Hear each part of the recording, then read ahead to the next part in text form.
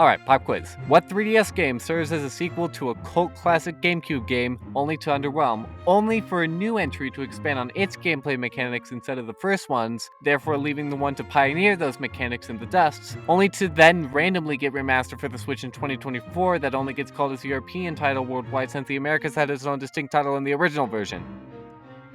I mean, the answer is pretty clear because of the oddly specific set of circumstances, and the title and thumbnail give it away as well. But it's Luigi's Mansion 2! Whoa, good job! Luigi's Mansion 2, or Luigi's Mansion Dark Moon as it was known here originally in the West, has always been the black sheep out of the trilogy. I commonly see it get ranked the worst in the series, and I totally get that. However, I have an undying appreciation for this game. This game was the first game I bought when I first got my 3DS, so by default, I'm gonna feel that way. I can't really speak on where it ranks in the series since I haven't played the original GameCube one yet, but I could realistically see myself ranking it above 3. Yeah, I like it that much. When Luigi's Mansion 2 HD was revealed a year ago, God, why did a simple remaster take a fucking year from reveal to release? I was excited beyond my mind, and knew when this came out I would be making a video on it because there's something underneath all of the flaws people commonly point out that I treasure dearly. So let's boot up the game and find out what that is, shall we? First off the title screen. What the f was that whoosh sound effect? The Luigi's Mansion series always delivers with sound design, so why the hell are we getting a whoosh I could probably find on the internet really easily? And messing up the sound design is a problem in other areas too. For example, once you clear a mission in this game, the bunker theme starts playing, which it never did in the original, for it to then get interrupted by the mission clear music, but once you get pixelated back, the bunker theme restarts and plays until the loading screen shows up. Is there any good reason why this needed to be here? And while we're on the topic of problems with the remaster, why the hell is this thing $60? For reference, Metroid Prime Remastered, another Nintendo remaster that looks so much better than its already good-looking original compared to this one which just made some models look better, is at $40. And even then, 3DS games, like this game's original version, were commercially sold at $40. And even then, Dark Moon was part of the Nintendo Selects lineup, which means you could have gotten this game at $20. $20. Look, I'm gonna be pretty biased in this video. You don't have a first game on a system without feeling some nostalgia on it, but even I can hardly defend the price. I overpaid for this, and I know that.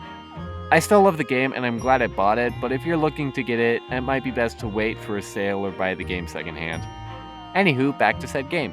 We start with EGOD doing research with some spectral lads when some creature that vaguely looks like the villain from the first game destroys this cool-looking celestial body, the Dark Moon.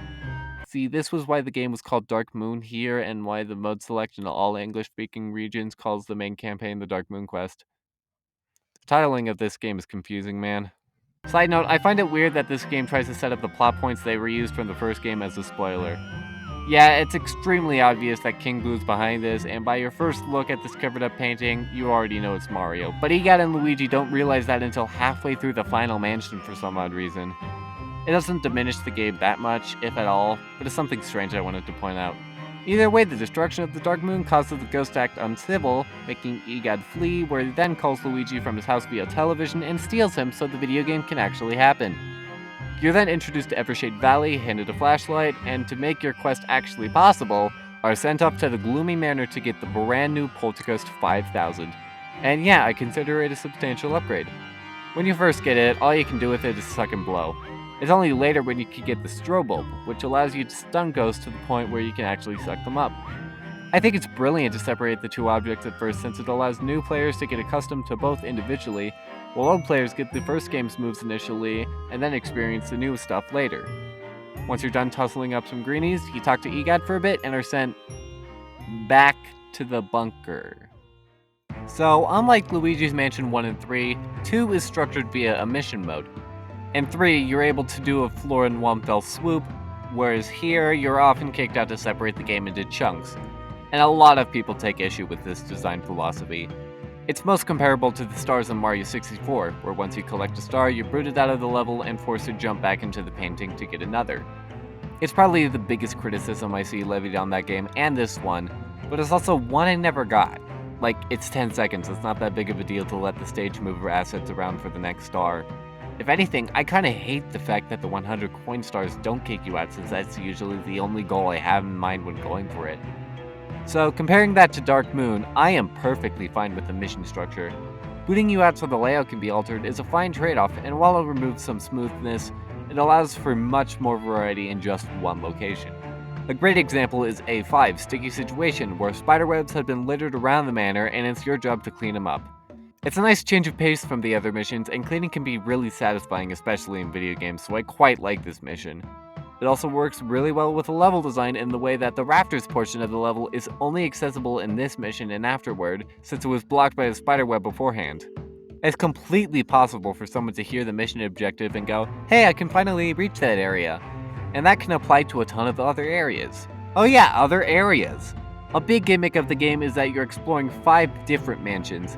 You got really intriguing ideas like haunted towers, a spooky botanical garden, old clockworks, an abandoned clock factory, and Secret Mind, a chilly underground.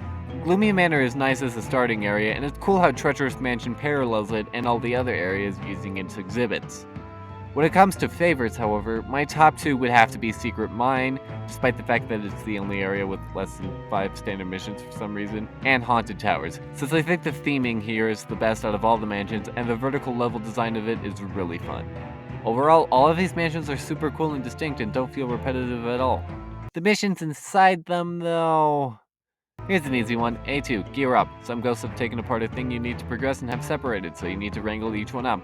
B2, the pinwheel gate. Some ghosts have taken apart a thing you need to progress and have separated, so you need to wrangle each one up. D3, across a chasm. Some ghosts have locked up a door you need to get through to progress and have separated, so you need to wrangle each one up. Hell, that sequence is basically the entire structure of Old Clockworks. It's somewhat annoying and does feel like padding at times, but when repeating ideas are intentional, they're great. The Toad missions and Polterpup missions are some of the best in the game and ones I really looked forward to on replay. The Toads basically serve as an escort where they need to get back to the bunker. You're able to suck them up and shoot them at whatever, and whether you're using it for practical purposes or not, it's a really novel idea that makes these missions as cool as they are.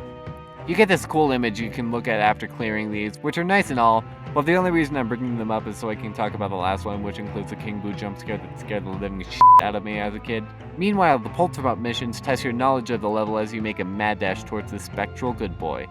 It's really enticing to scan the dark light device. It's a really cool thing that allows you to see invisible things. I didn't really have a good place to talk about it in detail. On the floor so you can follow its footprints.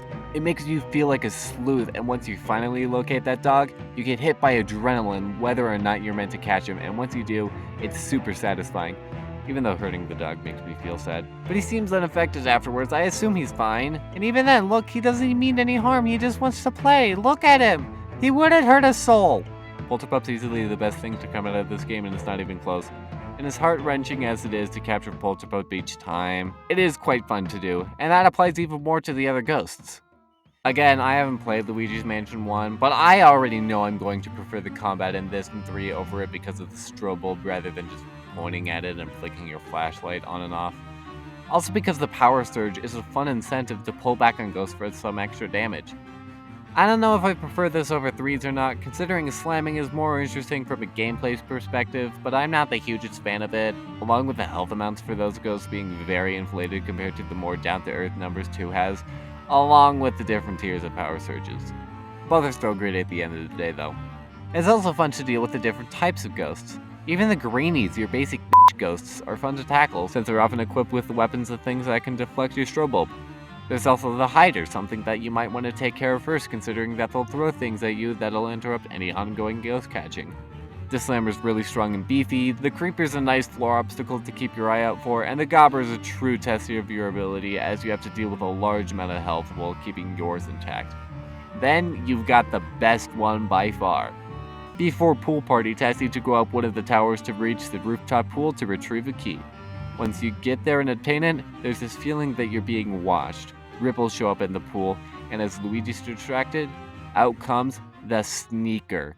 Oh my god, I love this guy. He's so cool and sleek. I like it when he does this cool animation where he flicks his nothing back. He's great. If they gave him an icon for the Switch, I would easily put him there, but they didn't because he doesn't have a render for some reason, despite him being a pretty important ghost in the game. Good god, why? Why didn't you give him a render, Nintendo? You gave a greenie with pans a render, but not this guy. What the f*** are you doing? Moving along, the ghosts have other perks as well. For example, these guys exhibit a ton of personality. A lot of it boils down to silly goofball, but each ghost type has their own quirks that make them stand out, like the Sneaker's cunning and the Slammer's boneheadedness. Luigi's Mansion 2's ghosts were so good that they completely ripped them off in Luigi's Mansion 3. You got Grainy, we got Goob. What about Slammer? Nah, but we got Hammer. Hider? Nah, but the Zoozer. How about Sneaker? We got Slinker. I know a lot more focus went into the boss ghosts in that game, considering that was a big complaint of this one. But come on, look at how they massacred my boy, Mr. Frog-ass looking bitch. It's a big disappointment I have with 3, and a good reason why I can't really say for myself which one I'd like more. But hey, at least the boss ghosts are a huge improvement from 2's, because look at them. These are the 5 main boss ghosts. Notice anything peculiar about these guys? No, you don't, because they're all the same. Unlike 1 and 3, where each boss ghost had their own unique personality and design, here we just have 5 Possessor ghosts. There is a cool callback to Colossus from the first game where you have to launch the big guy into a train, but that's about it in terms of diversity. At least the boss fights themselves are unique. I quite like the one against the spider, and the final phase of the night fight is really cool. The one in Old Clockworks is just an enemy gauntlet, which, while fun, does feel creatively bankrupt. The fight against the stairs I see a lot of hate for, which I don't really get. Yeah, the fight's pretty easy, but I'd say it's fun, and it's also the place where Luigi hits some snazzy dance moves, so 10 out of 10 boss. Then we have Secret Mines boss fight. Good God, what were they thinking? So the main objective is to shoot bombs onto these pieces of ice covering up the floor or something, so you can fight the ghost. The problem is your shots can be wildly inconsistent to the point where it's super frustrating.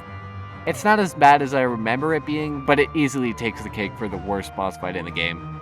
The best, though, would have to go to the final one. To get there first, you have to deal with an interdimensional rift that keeps on spawning ghosts in one of the best missions where you have to capture every single one before time runs out. Then you have the night fight, which again is neat. But after you're sent back with the final piece of the Dark Moon to fix it once and for all, you get suspended in the Pixelator and booted out somewhere back in that nightmare dimension.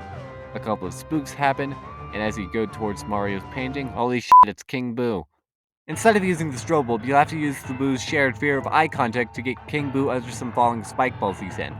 You with all your might suck him up, and once he reaches 0, you've done— No wait, he got out. Now go play Subway Surfers at a different angle. I do like this part, and it's a nice detour to get back to your standard ghost wrangling. Go through that motion again 2 more times, and King Boo will finally be dealt with. Once brought back into the real world, you free Mario, and the best part of the game plays. The Dark Moon gets restored as the ghosts return to their calm state. Everyone celebrates the accomplishments of you, Luigi, and it's all so heartwarming. I think the thing that gets me the most is this part. Thanks, my bro. Thanks, Mario. Dude, that's so cute. I love them so much. What's also cute is Luigi taking Polterpup in with him to give him a proper home and friend, as the game ends with them together resting on his chair. Overall, Luigi's Mansion 2 does have a lot of flaws holding it back, but I'd be remiss if I said I didn't absolutely adore it. Of course, there's the nostalgia factor, but then there's a thrilling combat that keeps you on your toes. There's a personality that's constantly oozing from this game. There's Polterpup. Polterpup. Come on, you can't just push this game away. Despite any price tag, I'm glad this game is available once again after like a year-long gap. But still, get this game if you can find a price you deem reasonable, because you will definitely have a great time. Thank you for watching, and if you wish to see more content of mine, consider subscribing, and like the video if you feel like it. I'll see you in the somewhat near future, hopefully. Goodbye.